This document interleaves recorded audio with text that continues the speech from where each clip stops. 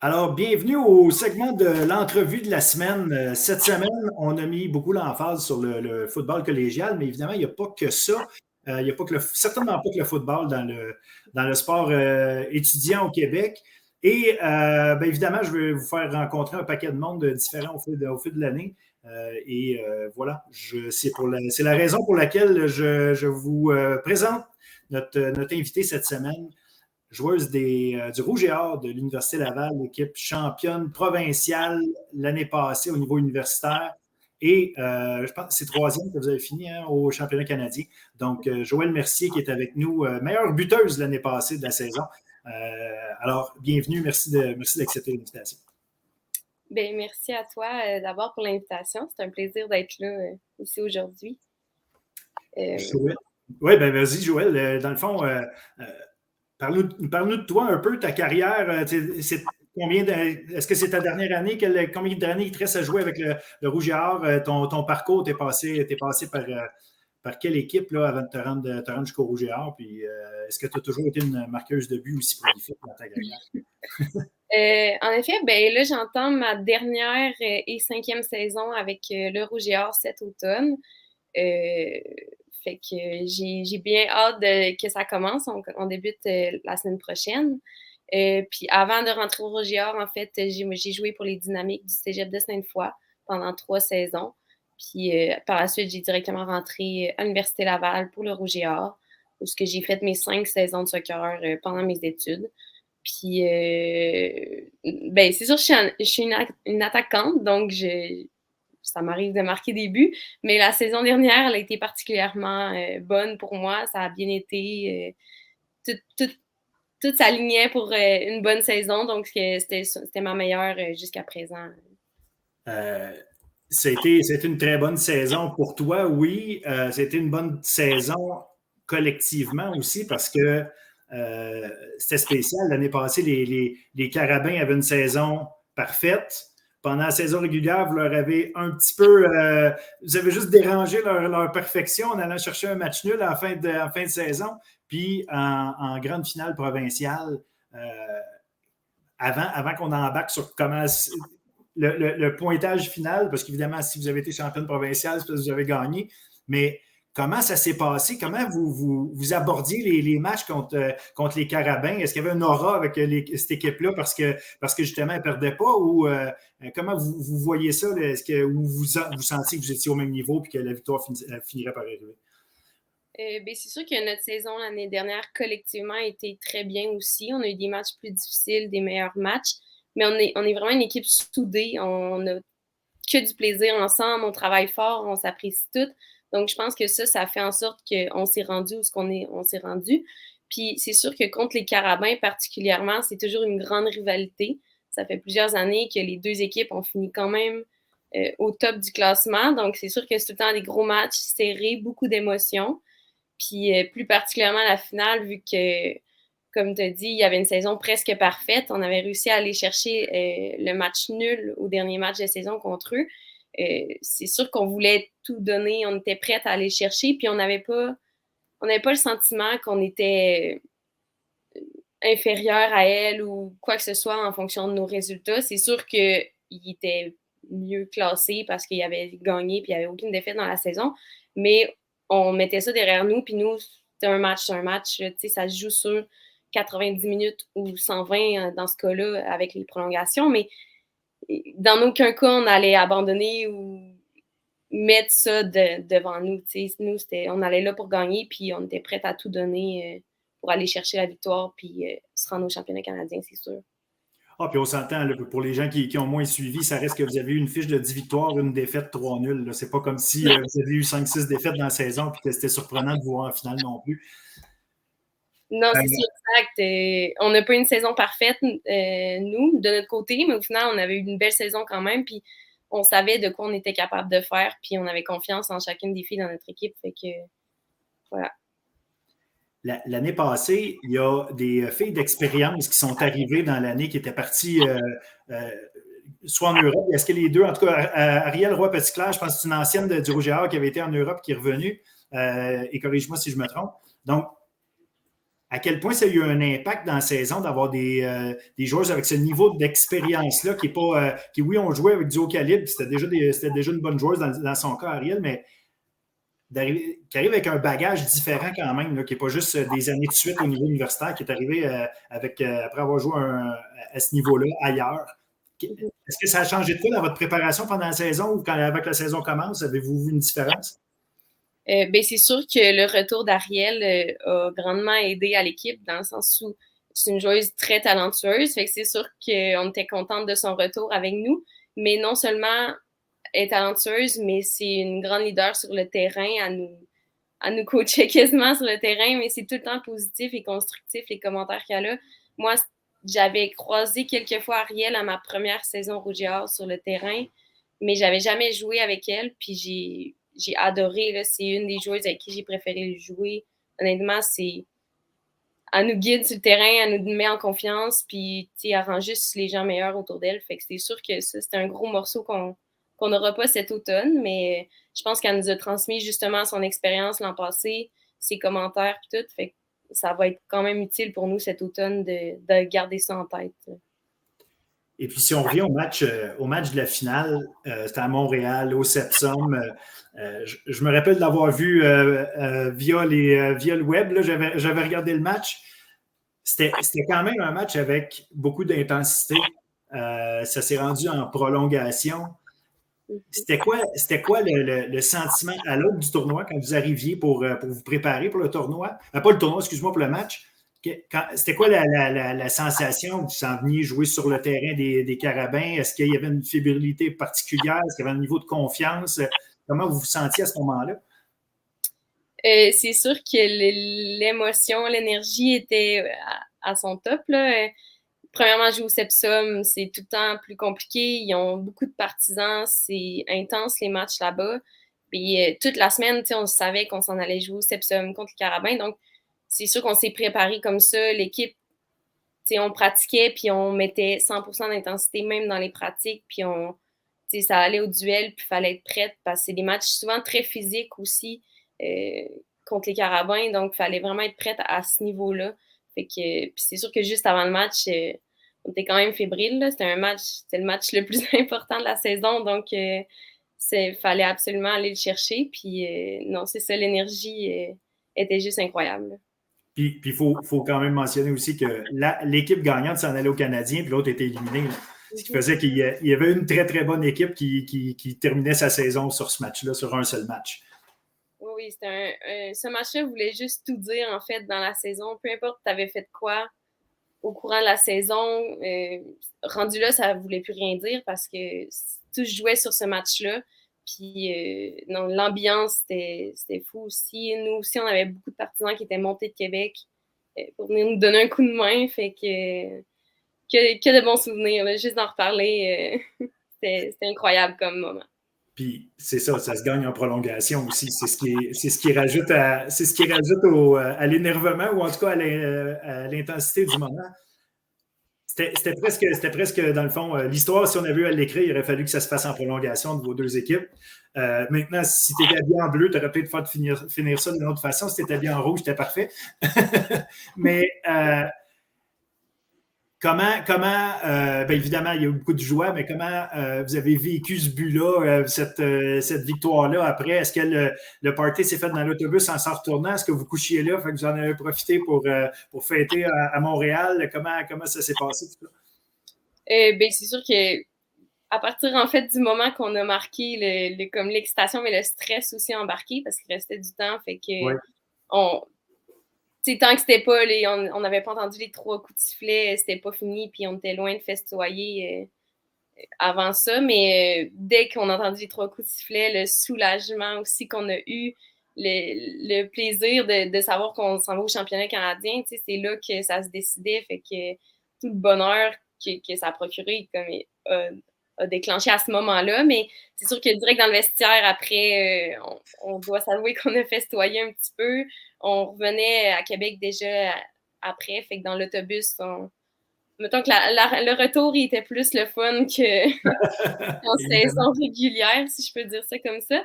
Mais c'est sûr qu'après ça, on quittait pour le championnat canadien quelques jours après, si je me souviens bien. Donc, c'est sûr qu'on s'est remis à travailler fort dans les jours d'après. Puis on n'a pas eu le temps de fêter très, très longtemps parce qu'on avait du travail à faire encore avant de Oui. quitter. Rappelle-moi, le championnat canadien était où déjà? Il était à Cap-Breton. À Cap-Breton. Et raconte-moi un peu là-bas, est-ce que vous aviez un feeling du niveau des autres équipes? Quel genre de compétition vous alliez avoir là-bas où vous preniez match après match? Puis est-ce qu'il y avait moyen de se préparer comme il faut d'avance? Est-ce que vos entraîneurs avaient une bonne idée là, de ce que vous alliez affronter? Bien, c'est sûr qu'il y a certaines équipes qui se retrouvent souvent au championnat canadien quand même. Fait que dans les dernières années, on en a croisé quelques-unes. Mais encore là, universitaire, ça peut changer vite une équipe en un an. Donc, c'est dur à dire. On ne peut pas se fier nécessairement aux saisons d'avant. Je sais que nos entraîneurs ils ont écouté beaucoup de matchs des équipes contre qui on allait jouer, des matchs de saison qui ont réussi à trouver, qui ont pu analyser un petit peu. Mais tu sais, on prenait ça match par match, équipe par équipe, puis on s'entraînait juste pour le premier match, puis après ça, on y allait un match à la fois, là, c'est sûr. Puis vous autres, comme joueuses, est-ce que vous en regardez des matchs d'équipes adverses? À quel point vous faites du vidéo dans votre préparation? Ou bien c'est plus une préparation qui est interne à l'équipe, puis qu'il y a des stratégies peut-être déployées ou en tout cas réfléchies par vos entraîneurs, mais vous autres, individuellement ou en groupe, là, est-ce que vous regardez des matchs ou des séquences de matchs pour mieux vous préparer à vos adversaires? En saison régulière, on regarde souvent plus quelques séquences de matchs sur peut-être le côté plus tactique que les équipes jouent, mais sinon, c'est vraiment plus un travail que les entraîneurs font. Mais rendu au championnat canadien, des fois, les soirs en équipe, on se rejoignait tous dans une chambre d'hôtel, puis on écoutait, mettons, des matchs de l'équipe qu'on allait jouer le lendemain, des matchs en live qui se jouaient déjà, fait qu'on savait qu'on jouait contre une des deux équipes, mettons, le lendemain, par exemple. Fait que là, on l'écoutait, mais sinon, individuellement, si les filles veulent en faire aussi, nos coachs nous donnent accès aux liens qu'eux, ils ont, mais c'est à notre discrétion d'en faire. Si Ça ne fait pas nécessairement partie de votre préparation individuelle. Ben, en fait, comme tu dis, pour chacune, s'il y en a qui aiment ça le faire, tant mieux, mais ça ne fait pas nécessairement partie de vos manières de vous préparer. Non, c'est ça. C'est vraiment, ça dépend de la joueuse en soi, mais sinon, ça va être plus l'entraîneur qui va te prendre individuellement. Il va montrer quelques séquences de matchs, comme par exemple, moi, je suis attaquante, ben, des fois, mon entraîneur va venir me voir avec des vidéos de défenseurs. Tu sais, ce défenseur-là a fait telle affaire. Des trucs comme ça, mais ça vient plus d'eux souvent. Et toi, comme tel, es-tu quelqu'un qui joue, qui veut savoir ça? Est-ce que tu es quelqu'un qui aime mieux y aller au feeling en tant qu'attaquante? Des fois, tu veux y aller en fonction de comment tu vas recevoir ta balle, comment le jeu va se déployer. Est-ce que tu es quelqu'un qui est plus, tu joues de manière plus instinctive ou tu es vraiment, tu as une idée en tête souvent de ce que tu veux faire? Je dirais que je suis plus une joueuse d'instinct. J'aime ça m'adapter en fonction de la joueuse qui est là parce que, tu sais, des fois, les vidéos, ça montre pas toujours comment un match se vit, on le voit pas toujours en analyse vidéo. C'est sûr que tactiquement, c'est le fun de savoir d'avance si dans quel système que l'équipe joue ou vice-versa, s'il joue à 3 défenseurs, à 4 défenseurs. Ça peut aider déjà à se préparer. Mais sur une joueuse en particulier, je suis plus une joueuse d'instinct, de feeling, puis comment le match va se dérouler. Puis, une fois rendu au championnat canadien, raconte-moi un peu comment ça s'est déroulé pour vous autres. Ça reste du très haut niveau. C'est les meilleures équipes des différentes provinces, des différentes conférences. Vous autres, vous êtes arrivés là, championne du Québec sur un high à quelque part. Là, veux pas, tu viens de gagner. Et quelques jours après, comme tu dis, tu t'en vas au Cap-Breton. Vous allez en gang comme ça. Est-ce que vous aviez une approche particulière? C'était juste la poursuite de la saison ou vous êtes assis ensemble, vous avez dit, OK, là, il se passe quelque chose, puis il faut. Est-ce qu'il y a eu une approche particulière avec le championnat canadien? Ben, c'est sûr qu'il y a tout le temps une approche particulière parce que c'est gros, on veut bien faire, on veut pas arriver là puis juste se faire éliminer en partant. Mais au final, on se dit que ça reste des matchs de soccer. T'sais, même si on connaît moins les équipes, on connaît pas les joueuses nécessairement de l'autre côté, ça reste qu'on joue au soccer depuis qu'on est enfant pour la plupart. Ça reste un match comme les autres, même s'il y a juste une plus grande importance, si je peux dire. Là. Mais c'est sûr qu'on est arrivé là avec espoir de bien faire les choses. On avait un bon feeling aussi de se rendre loin dans le championnat. C'était notre objectif. Mais on est aussi arrivé avec plusieurs blessés quand même, des filles déjà avec qui traînaient certains bobos qui ont dû jouer quand même beaucoup de minutes de jeu. Fait qu'on n'a pas eu aucun match facile. Là. Il a fallu vraiment tout donner jusqu'à la dernière seconde. Là, même qu'on a gagné la médaille de bronze en tir de barrage. Fait que ça n'a jamais été simple. Là.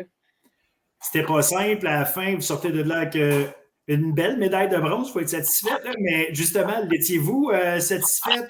Aviez-vous l'impression on n'était pas loin? Il y avait, parce que des fois, tu t'en vas là, puis tu as le feeling, OK, on a l'équipe cette année, le championnat canadien, c'était à nous autres, puis si on se rend pas en finale ou si on ne gagne pas, on a l'impression d'un inachevé, ou si une troisième place, vous étiez satisfaite, vous aviez tout donné, puis c'est un résultat dont vous êtes sorti fiers. Ben, c'est sûr qu'à la base, on visait la médaille d'or. Je ne peux pas dire que c'était notre objectif d'aller chercher la médaille de bronze. La finale, c'était ce qu'on souhaitait. Puis surtout qu'on l'a échappé de peu. Notre deuxième match, on menait 2-1 à quelques minutes de la fin. Puis finalement, on s'est rendu en prolongation, on a perdu.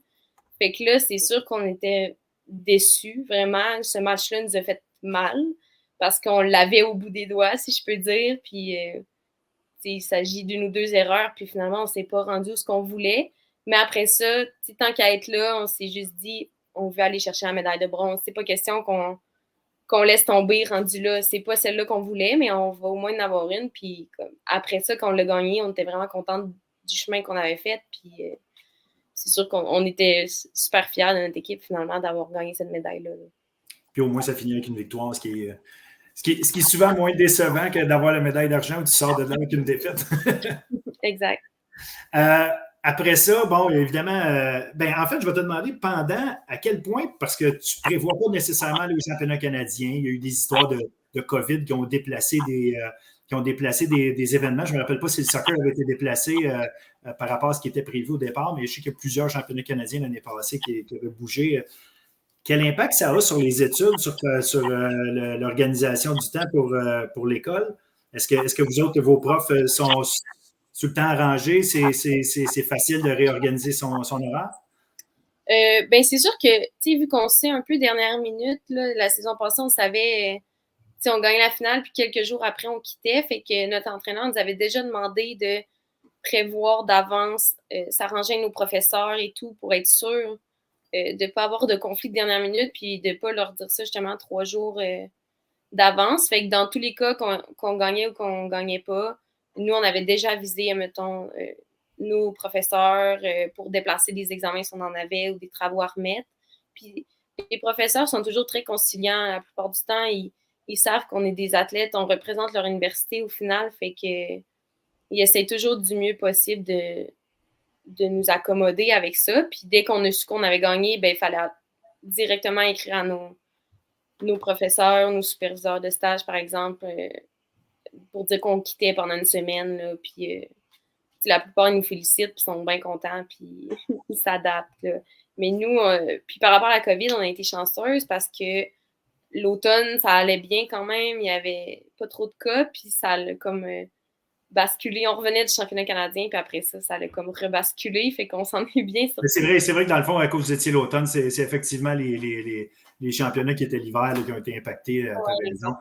Mais c'est ça, je veux continuer là-dessus un peu parce que souvent, c'est une question qu'on ne pose pas, puis il n'y a pas tout le monde qui le sait.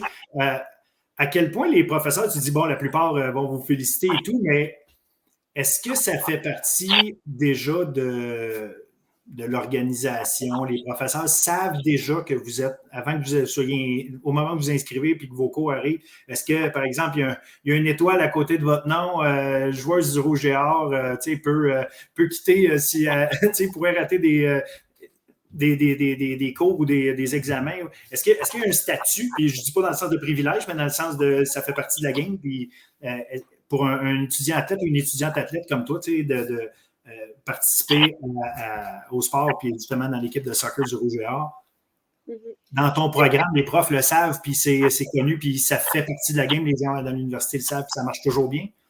De base, non, ils ne savent pas. C'est de notre responsabilité de les aviser dès le début de la session. Dans le fond, on a une responsable qui nous aide avec nos études et tout. Puis dès le début de la session, elle nous dit d'aviser nos professeurs comme qu'on est étudiante athlète. Fait que c'est possible dans la saison que peut-être qu'on manque un cours à un moment donné parce qu'on a un championnat, parce qu'on a des matchs, des pratiques. Fait que dès qu'ils sont avisés d'avance, ils savent qu'ils doivent un peu c'est pas une obligation de nous accommoder. Là. Ils pourraient nous dire non, mais c'est quand même véhiculé comme quoi c'est important. On est des étudiants athlètes, donc ils doivent nous aider là-dedans. Puis c'est sûr que tant qu'ils le savent d'avance, je pense que c'est ça l'important. Là. Mais moi, j'ai eu des bons professeurs qui m'ont aidé, ils m'ont laissé plus de temps parce qu'ils savent qu'en championnat, c'est intense. Il y en a qui prenaient de mes nouvelles quasiment quand je revenais de championnat pour savoir si on avait gagné. En général, quand on est à nos affaires puis qu'on avertit d'avance qu'on est un étudiant athlète, puis ça se peut qu'on rate certaines activités, ben, sont d'accord avec ça, puis ils font du mieux qu'ils peuvent pour nous accommoder, c'est sûr. Y a-t-il des profs plus fans que d'autres là, qui sont au point d'annoncer écoute, puis là, il y a toi au soccer, mais il peut y avoir plein d'autres étudiants athlètes dans d'autres domaines, évidemment, là, natation, football, peu importe, puis qui réussissent. Puis est-ce qu'il y a des profs qui en parlent ou est-ce qu'il y en a qui sont vraiment fans du rouge et or puis qui en parlent en classe ou est-ce que tu en as eu des types de profs comme ça? Moi, j'en ai pas eu personnellement qui en parlent en classe, mais c'est sûr qu'il y en a qui aiment plus ça que d'autres. Si on le voit quand c'est des professeurs plus sportifs, par exemple, ils vont prendre. J'ai déjà eu des professeurs qui, quand je rentrais dans la classe un lendemain de match, me demandaient comment ça avait été, puis si on avait gagné et tout. Puis il y en a d'autres que, pour eux, ça leur dérange pas que tu sois une étudiante athlète ou pas, là, comme ça change rien dans leur vie. Fait que c'est vraiment. J'ai l'impression que c'est vraiment plus un goût personnel de si t'es sportif ou s'ils ont des enfants, par exemple, qui jouent au soccer, ben, ils vont plus être comme fans de nous, si je peux dire, comme tu l'as mentionné, mais sinon, moi, j'en ai pas eu personnellement. OK. La saison se termine. Bon, comment ça se passe l'entre-saison? Puis en fait, est-ce que tu joues au soccer intérieur aussi? Oui, ben, on a une saison d'hiver, dans le fond, Oui, c'est ça. avec l'universitaire qui est plus courte, moins intense, je dirais aussi. Souvent, il n'y a pas de championnat canadien pour la saison d'hiver, rien. Fait que souvent, c'est. Les entraîneurs en profitent souvent pour donner du temps de jeu à celles qui en ont peut-être moins eu à l'automne, puis ça fait plus rouler le banc, comme on dit. Mais oui, je la fais aussi cette saison-là. Est-ce qu'il y en a qui ne la font pas? Oui, il y a plusieurs joueuses qui en profitent justement pour se concentrer sur leurs études. Peut-être qu'il y en a à l'automne qui prennent moins de cours, donc ils en prennent un peu plus à l'hiver. Puis il y en a qui en profitent pour travailler un peu plus à l'hiver, vu qu'à l'automne, on a comme moins le temps. Des choses comme ça. Là. Il y en a plusieurs qui la font pas. Fait que ça ne fait pas partie de votre préparation, disons, obligatoire, de votre plan d'entraînement nécessairement de faire partie de l'équipe intérieure. Pas nécessairement, parce que aussi nos entraîneurs ils priorisent beaucoup les études. Donc, si on est des joueuses qui ont un peu plus de difficultés à l'école ou que justement on prend moins de cours à l'automne à cause du soccer, ben ils acceptent à l'hiver qu'on fasse plus de cours et qu'on se concentre plus là-dessus parce qu'au final, ils veulent notre bien-être, ils veulent qu'on réussisse notre carrière universitaire avant comme le sport. Au final, on va travailler plus longtemps que ce qu'on va jouer au soccer. Donc, c'est sûr qu'ils sont vraiment ils priorisent ça à fond. Fait que c'est pas obligatoire, mais c'est quand même recommandé dans le sens où celles qui jouent, ils ont de l'avance, eux, ils continuent à toucher des ballons et tout. Mais c'est plus, je dirais, ce qui est obligatoire, c'est plus l'aspect physique, l'entraînement en salle et tout, avant les pratiques et les matchs de soccer. Puis toi, personnellement, sur quoi tu as travaillé pendant l'entre-saison? Est-ce qu'il y avait quelque chose? Est-ce que tu avais des bobos à réparer pour te préparer pour cette année ou c'était business as usual, si tu me permets l'expression? Oui, non, moi, personnellement, cet hiver, j'ai joué, j'ai fait la saison, mais j'ai commencé ça plutôt relax parce que j'ai fini le championnat canadien avec 2 claquages. Oh, okay. Un peu magané, fait que j'ai pris quelques temps pour prendre soin de moi puis revenir en forme. Là, c'est un peu là aussi qu'on peut en profiter si on a des bobos, justement, pour s'en remettre puis pas les traîner encore parce qu'on joue une saison d'été aussi. Fait que là, si on ne prend pas soin de nous à un certain moment, on n'y arrivera jamais. Là. Donc là, Joëlle Mercier est top shape, prête pour la saison? Oui, de retour, j'avais quelques petits bobos à soigner justement avant le début de la saison. Là, c'est fait. De retour à 100% pour la prochaine saison. Excellent. Comment tu la vois justement la prochaine saison qui s'en vient? Est-ce que bon, il y a des joueuses d'expérience évidemment qui ont quitté. La relève, ça ressemble à quoi? Est-ce que le Rouge et Or va être encore parmi l'élite du soccer québécois cette année? Personnellement, j'ai un très bon feeling pour notre saison d'automne. C'est sûr qu'on a perdu quelques joueuses de 5e année qui ont quitté, par exemple, mais on a encore un gros noyau qui est là. Cette saison, on a beaucoup de joueuses qui étaient là la saison dernière, qui ont eu de l'expérience justement au championnat canadien. Donc, on gagne déjà en maturité pour cette saison. Puis, côté recrutement, les recrues sont bonnes, ils travaillent fort. Puis, dans les dernières semaines, on a eu des matchs hors concours aussi. Puis, ça va super bien là, pour l'instant. Fait que puis on a encore beaucoup de plaisir à travailler ensemble puis à jouer ensemble. Donc, c'est sûr que ça a tout le temps été une des grandes forces du Rouge et Or, à mon avis, la complicité qu'on a. Donc, j'ai bien hâte que ça commence. Puis, bon, évidemment, tu as eu une grosse saison, 9 buts pour première compteuse, comme je disais plus tôt. Est-ce que c'est un objectif pour toi d'en compter autant? Est-ce qu'individuellement, tu t'es donné des cibles ou des objectifs? En fait, à la base, c'était vraiment pas un objectif pour la saison dernière. Ça n'en est encore pas un pour moi cette année. C'est sûr que je suis une attaquante de 5e année. Fait que je veux bien faire les choses. Je veux aider mon équipe à se rendre loin. Mais après ça, que ce soit moi ou ma coéquipière qui finisse avec 9 buts, ça m'importe peu. Là.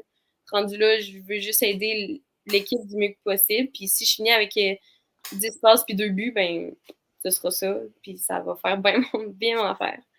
Est-ce qu'il y a parmi les joueuses là, qui vont être à surveiller ou qui prennent du galon cette année ou des recrues peut-être, y a-t-il des noms que tu pourrais nous donner, juste des joueuses à surveiller pour que les gens qui vont regarder du soccer cette année, peut-être ça va être leur première fois qu'ils vont prendre le temps de regarder du soccer universitaire en passant. Je vous le suggère fortement à ceux qui ne l'ont jamais fait. Mais est-ce qu'il y a des joueuses justement que tu nous suggères d'avoir à l'œil? Ben là, il ne faudrait pas qu'on dévoile toutes nos... Non, mais c'est sûr que notre gardienne, Myriam Labrec, c'est à sa 5e année aussi. On est rentrés en même temps. Notre capitaine, c'est sûr que ça, c'est un gros atout pour notre équipe, sans aucun doute. Puis sinon, un nom qui me vient vite en tête, Mathilde Rousseau, une recrue de l'année dernière, qui a fini sur l'équipe étoile du championnat canadien. Et elle fait juste monter, puis elle fait juste augmenter son niveau de jeu, cette joueuse-là. Donc, je pense que pour le futur, c'est un nom qu'on peut retenir, en tout cas, vite comme ça. Là. Puis comme ces deux joueuses que les autres équipes connaissent déjà, tu ne dévoiles pas trop de secrets, c'est voilà. C'est bon. Est-ce que, pour terminer, est-ce qu'il y a des visées déjà dont vous parlez? Est-ce que vous êtes déjà en mode, bon, ça nous prend un autre championnat provincial? Est-ce que vous regardez ça comme ça? C'est quoi l'approche, si tu veux, à l'aube de la saison?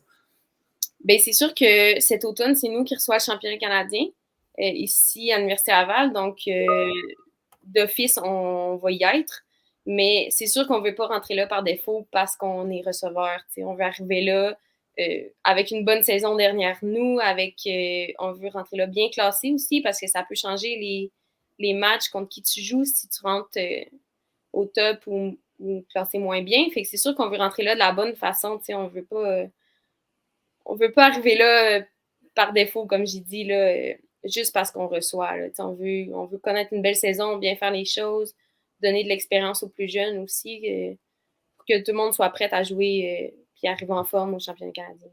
Bon, ben excellent. Écoute, je te remercie infiniment pour cette demi-heure ou à peu près que tu nous as accordé. Je vais te souhaiter une excellente saison.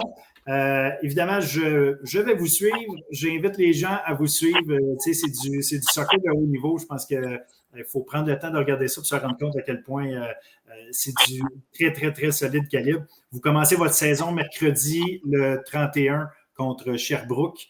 Alors, j'invite les gens à aller même se déplacer autant que possible pour aller voir ce qui se passe sur les terrains. Donc voilà. Fait que je te remercie, Joël, encore une fois. Puis sois le meilleur que tu peux être, puis on va te suivre.